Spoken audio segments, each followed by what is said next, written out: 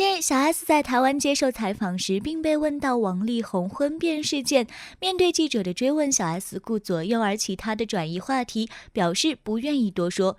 小 S 作为综艺节目主持人，加之开朗、敢说、强社交的性格，和圈内很多艺人关系都比较不错，其中包括王力宏，所以媒体们自然是想听到小 S 对此事的看法。李静蕾曾在5000字长文中曾暗指徐若瑄、王力宏的关系。有意思的是，小 S 曾在2010年的《康熙来了》中谈及过王力宏和徐若瑄。当时谈及专辑内的赠品是一把钥匙，当时蔡康永问王力宏、徐若瑄是否也有钥匙，最快的小 S 抢先说道：“徐若瑄那把应该是真的吧，可以打开你家的门。”当时王力宏蒙圈的微表情，现在看来也非常有看点。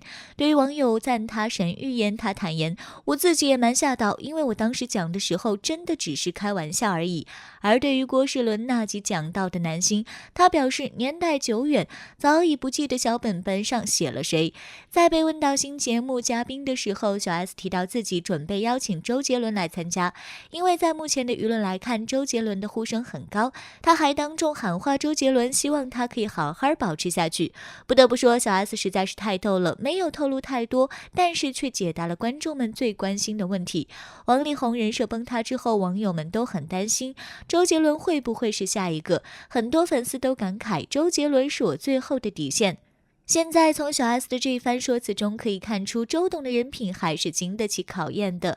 作为中生代的三驾马车，周杰伦和王力宏、陶喆三人曾并肩而行，在当年拿下了很多大奖，也带动 R&B 音乐在华人乐坛的流行风潮。这三个人不仅瓜分了当时的市场，也被当时的歌迷们推崇为 R&B 教父、R&B 小王子和优质偶像。如今20几年过去了，时至今日，当初的教父、优质偶像都已陨落坍塌。先是陶喆，这位在15岁开始在美国成长的 R&B 教父，回国发展后就展现出了与众不同的音乐才华，刮起了华人世界 R&B 音乐的旋风。小镇姑娘、黑色柳丁等经典金曲脍炙人口，一时间陶喆2个字成了 R&B 的代名词。但让人没想到的是，从2015年开始， R&B 教父竟然变成了 PPT 的代名词。这个梗来自陶喆和杨姓女子的婚内出轨事件。出轨恋情被曝光后，陶喆破天荒地通过 PPT 展示的形式向媒体做出了出轨事件说明。用这种形式做出轨说明，陶先生堪称史上第一人。整套 PPT 做得简约清晰，每一段文字控制在3行以内，以便于观众快速抓住重点。当中设计的社交软件截图还非常贴心地用不同颜色标出了男女主人公的名字，整个操作堪称既人性化又骚气十足。至此，陶喆从 R&B 代言人逐渐沦为 PPT 代言人。直到今天，在某个的搜索框里输入陶喆2个字，还会率先跳出和 PPT 相关的联想。从此以后，陶喆本人开始和他音乐上的创造力一样，慢慢淡出甚至消失。和陶喆一样在美国长大的王力宏，不仅音乐才华出众，而且还长得儒雅帅气，一出道就大受追捧。其优越的家庭背景也让王力宏身上多了一层名门望族贵公子的光环，一直都是媒体和观众眼中的优质偶像。优质偶像的人设，王力宏一直走得很稳，除了偶尔传出一些八卦绯闻外，基本上呈现出来的都是阳光、积极、才华横溢等正面形象。直到2020年12月18日，被妻子李静蕾发长文控诉，王力宏的这顶优质偶像的人设才算彻底坍塌了。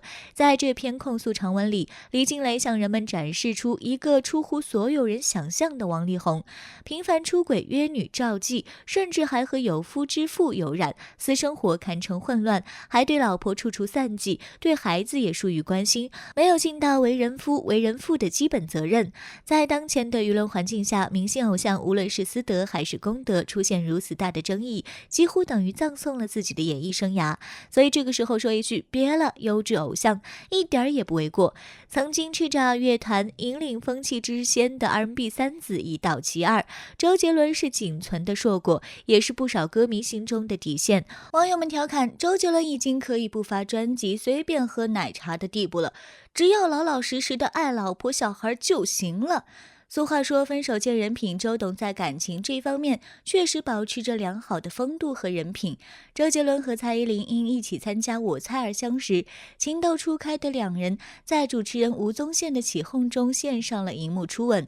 当时的周杰伦刚出道，总是喜欢戴个帽子，酷酷的不爱抬头。蔡依林在当初也很单纯。吴宗宪在两人之间牵线搭桥，制造互动，让他俩碰出了火花。2001年，周杰伦刚刚走红，就和蔡依林传出绯闻，两人并未回应外界的绯闻，但却在演唱会上亲密互动，关系引人遐想。私下里，两人也有很多亲密合照流出，一时间双追恋受到双方歌迷的追捧。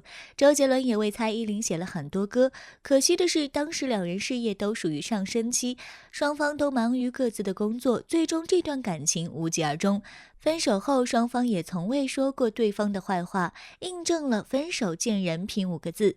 后来，周杰伦和侯佩岑在一起时，蔡依林也大方送上祝福。2004年，周杰伦上侯佩岑的访谈节目，瞬间就被温柔的侯佩岑吸引了。两人认识之初，周杰伦人气正旺，但因为性格原因，所以在节目里表现得很拘谨，而侯佩岑却很贴心，非常照顾周杰伦的情绪，还和他一起变魔术。节目结束后，两人私下联系颇多，顺其自然地走到了一起。后来，两人在日本同游的画面被拍到。周杰伦为了保护侯佩岑，立马开发布会公开两人恋情。